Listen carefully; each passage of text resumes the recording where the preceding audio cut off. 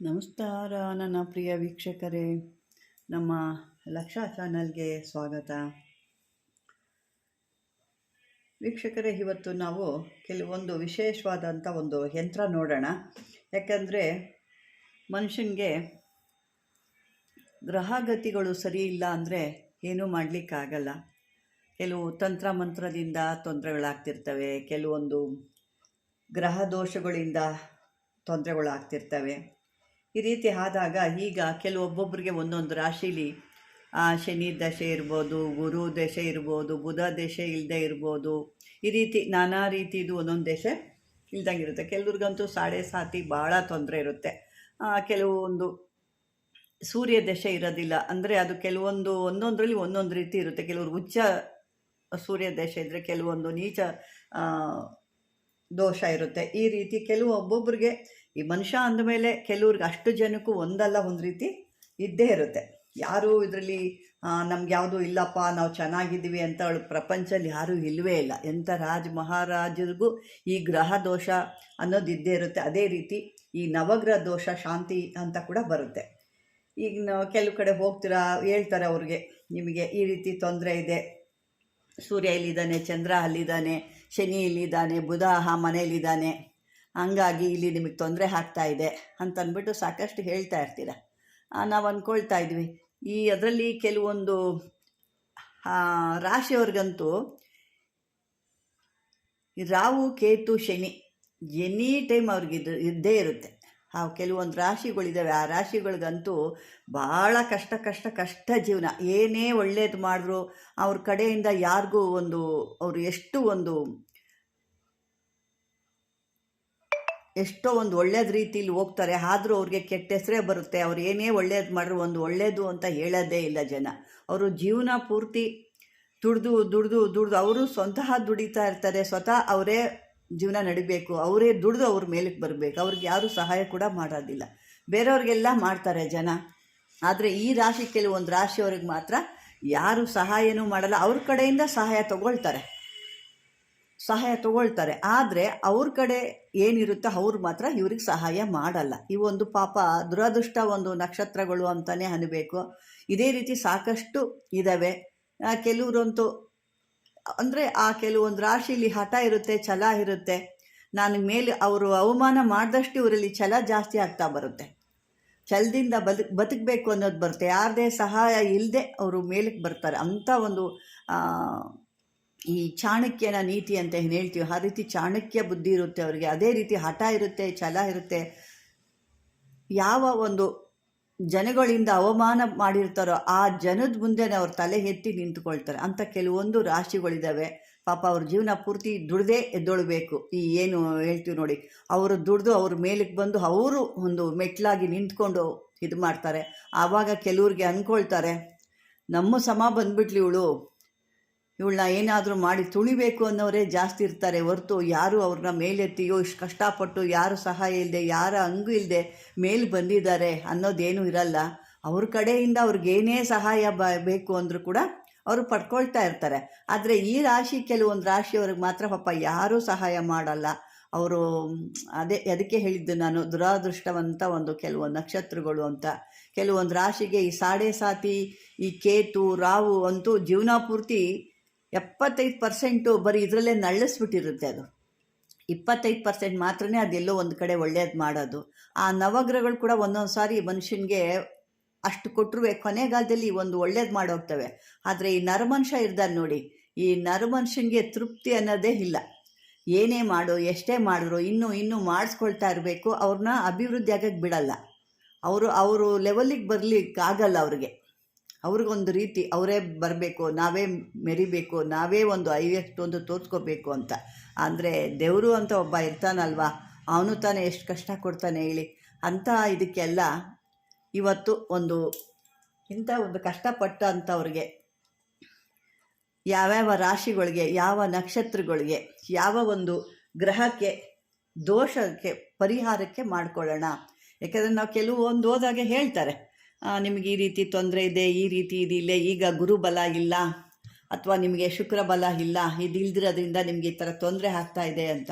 ಅದಕ್ಕೆ ನಾವು ಸಾಕಷ್ಟು ಹಣ ಕೊಟ್ಟು ನಾವು ಪಡ್ಕೊಳ್ತಾ ಇರ್ತೀವಿ. ಅಂಥದನ್ನ ಇವತ್ತು ನಮಗೆ ನಾವೇ ಮಾಡ್ಕೊಳ್ಳೋ ಅಂಥದ್ದನ್ನ ನಾನು ಇವತ್ತು ನಿಮಗೆ ತೋರಿಸಿ ಸಾಕಷ್ಟು ಜನ ಕೇಳ್ತಾ ಇರ್ತೀರ, ಹಾಗಾಗಿ ಇವತ್ತು ನಾನು ಅದನ್ನು ತೋರಿಸ್ತೀನಿ ನೋಡಿ. ಇವತ್ತು ಈ ನವಗ್ರಹ ದೋಷಗಳು ಎಲ್ಲ ಒಂದು ನಿಮಗೆ ಈ ಪ್ರಯೋಗ ಭಾಳ ಒಂದು ಶ್ರೇಷ್ಠವಾಗಿರೋದು. ಇದನ್ನು ಯಾವುದಾದ್ರೂ ನಿಮಗೆ ಜೀವನ ಪೂರ್ತಿ ನಮಗೆ ಚೆನ್ನಾಗಿರಬೇಕು ಅನ್ನೋದಿದ್ದರೆ ಸುವರ್ಣದಲ್ಲಿ ಬರೆಯೋ, ಅಂದರೆ ಚಿನ್ನದ ಒಂದು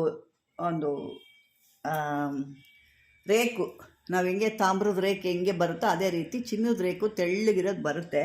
ಅದರಲ್ಲಿ ಮಾಡಿಸಿ ಈ ಯಂತ್ರವನ್ನು 21 ದಿನವರೆಗೆ ನಿತ್ಯ ಆ ಯಂತ್ರಕ್ಕೆ ವಿಧಿಯುಕ್ತವಾಗಿ ಪೂಜೆ ಮಾಡಿ, ಜೇನುತುಪ್ಪ, ಬಾಳೆ ಹಣ್ಣು, ಈ ಪಕ್ವಾನ್ನಗಳು ಅಂತ ಹೇಳ್ತೀವಿ, ನೈವೇದ್ಯಗಳನ್ನ ಅರ್ಪಿಸ್ಬಿಟ್ಟು ಯಂತ್ರದ ಸಮ್ಮುಖದಲ್ಲಿ ಅಖಂಡ ದೀಪನ ಬೆಳಗಿಸಿಟ್ಟು ಈ ಕೆಳಗಿನ ಒಂದು ಮಂತ್ರ ನಿಮ್ಗೆ ಹೇಳ್ತೀನಿ. ಆ ಮಂತ್ರನ ನೀವು ನಿತ್ಯ ಒಂದು ಸಹಸ್ರ ಸಂಖ್ಯೆಯಲ್ಲಿ ಇದನ್ನು ಜಪ ಮಾಡಬೇಕಾಗುತ್ತೆ. ಅದನ್ನು ಮಾಡಿಕೊಂಡು ನೀವು ನವಗ್ರಹ ದೇವತೆಗಳನ್ನು ಸ್ಮರಿಸುತ್ತಾ ಈ ಒಂದು ಯಂತ್ರನ ಧಾರಣೆ ಮಾಡಿದರೆ ಆ ಗ್ರಹಣಗಳ ದೋಷಗಳು ಅಥವಾ ನವಗ್ರಹ ದೋಷ ಶಾಂತಿ ಆ ಥರ ಆಗುತ್ತೆ. ಆ ಥರ ಅವಾಗ ಏನಾಗುತ್ತೆ, ಶಾಂತವಾಗಿ ಯಾರು ಯಂತ್ರ ಧಾರಣೆ ಮಾಡಿರ್ತಾರೆ ಅವರಿಗೆ ಮನಃಶಾಂತಿ ಅನ್ನೋದು ಒಂದು ಒಳ್ಳೆಯದ ಪ್ರಾಪ್ತಿಯಾಗುತ್ತೆ.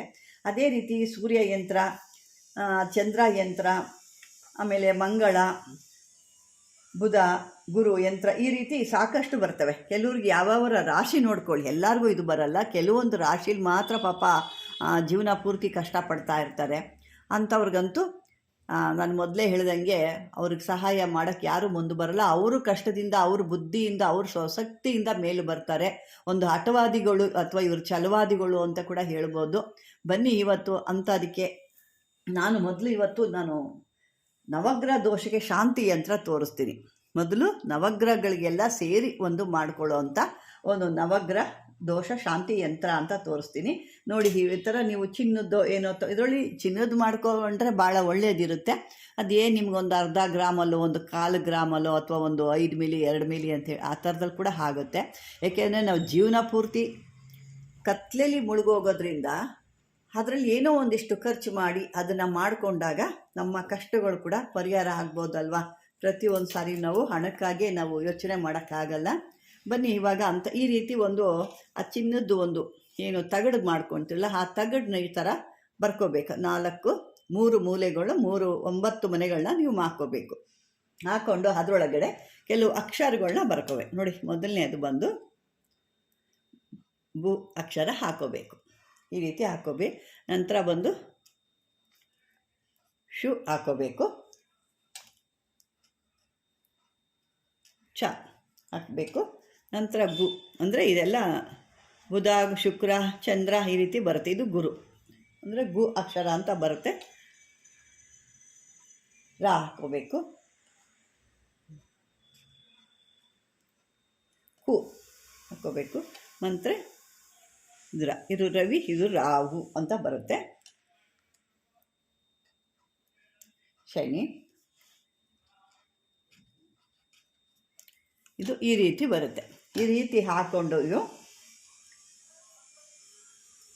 ಇದನ್ನು 21 ದಿನ ತನಕ ಇದನ್ನು ನಿತ್ಯ ಯಂತ್ರಕ್ಕೆ ಪೂಜೆ ಮಾಡಬೇಕು. ನೀವು ಪೂಜೆ ಮಾಡಿ ಅದು ಮೊದಲೇ ಹೇಳಿದೆ ಅಲ್ವಾ, ಜೇನುತುಪ್ಪ, ಬಾಳೆಹಣ್ಣದು ಒಂದು ಏನೆಲ್ಲ ಇಕ್ಕಿ ಅದಕ್ಕೆ ಯಾವುದಾದ್ರೂ ಒಂದು ನೈವೇದ್ಯವನ್ನು ಅರ್ಪಣೆ ಮಾಡಿ ಆ ಒಂದು ಯಂತ್ರದ ಮುಂದೆ ನೀವು ಅಖಂಡ ದೀಪವನ್ನು ಬೆಳಗಿಸಿಡಬೇಕು.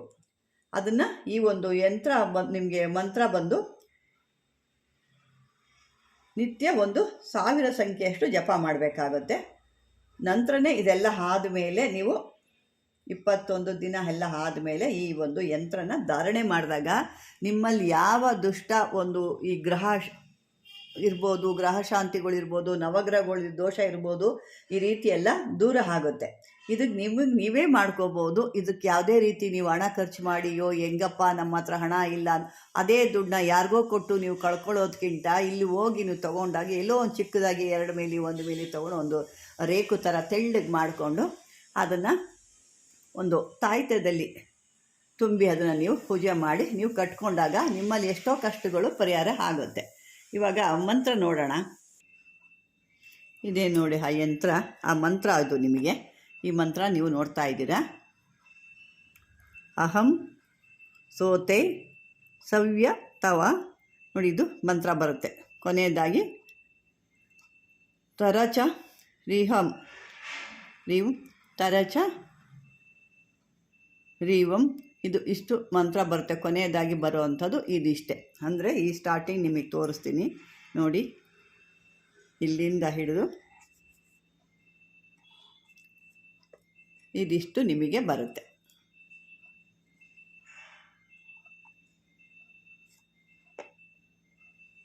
ಅಲ್ಲಿ ಪೂರ್ತಿ ಕೆಡೆ ಕೂಡ ಕೊಟ್ಟಿದ್ದಾರೆ.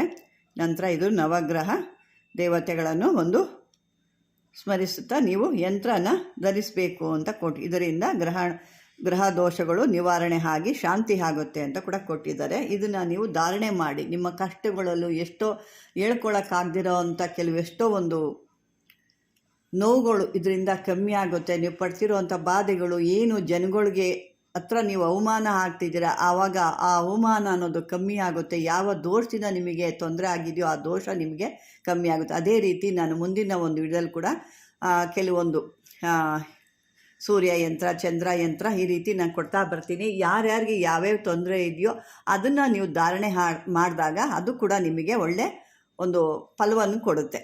ಅದು ಕೆಲವೊಬ್ಬರಿಗೆ ಜೀವನದಲ್ಲೇ ಏಳಿಗೆನೇ ಇರೋದಿಲ್ಲ, ಅಂಥದ್ದು ಕೂಡ ಇದ್ದಾಗ ಈ ಒಂದು ನವಗ್ರಹಗಳ ದೋಷದಿಂದ ಈ ಧಾರಣೆ ಮಾಡಿದಾಗ ನಿಮ್ಮೆಲ್ಲ ಕೂಡ ಸುಖ ಅಂತ ಆಗುತ್ತೆ. ಅದೇ ರೀತಿ ವೀಕ್ಷಕರೇ, ಈ ವಿಡಿಯೋ ನಿಮಗೆ ಭಾಳ ಉಪಯೋಗಕ್ಕೆ ಬರುತ್ತೆ. ಇದನ್ನು ನೀವು ತೆಗ್ದಾಕಕ್ಕೆ ಹೋಗಬೇಡಿ. ಅಯ್ಯೋ ಇದನ್ನು ಯಾರು ಮಾಡ್ಕೊಳ್ತಾರೆ, ಇದು ಯಾರಪ್ಪ ಅನ್ನೋದೆಲ್ಲ ಮಾಡೋಕ್ಕೆ ಹೋಗಬೇಡಿ. ನಿಮ್ಮ ಕೈಲಿ ಆಗಿಲ್ಲ ಅಂದರೆ ಮಾಡಿಸ್ಕೊಡೋದ್ರಿಂದ ಮಾಡಿಸ್ಕೊಳ್ಳಿ ಅಂತ ಕೂಡ ಹೇಳ್ತೀನಿ. ಇದನ್ನು ಧಾರಣೆ ಯಾರು ನಾನು ಮೊದಲೇ ಹೇಳಿದಂಥ ಯಾರು ಆ ಒಂದು ಅವಮಾನ ಅಪಮಾನಗಳು ನೋವುಗಳು ಪಟ್ಟಿರ್ತೀರ ಅಂಥವರು ಇಂಥದನ್ನ ಮಾಡಿ ಧಾರಣೆ ಮಾಡಿ ಅಂತ ಹೇಳ್ತಾ ವೀಕ್ಷಕರೇ, ಈ ಒಂದು ವಿಡಿಯೋ ಇಷ್ಟವಾದರೆ ನಿಮಗೆ ಲೈಕ್ ಮಾಡಿ, ಶೇರ್ ಮಾಡಿ, ಸಬ್ಸ್ಕ್ರೈಬರ್ ಮಾಡ್ಕೊಳ್ಳಿ ಅಂತೇಳಿ ಧನ್ಯವಾದಗಳು.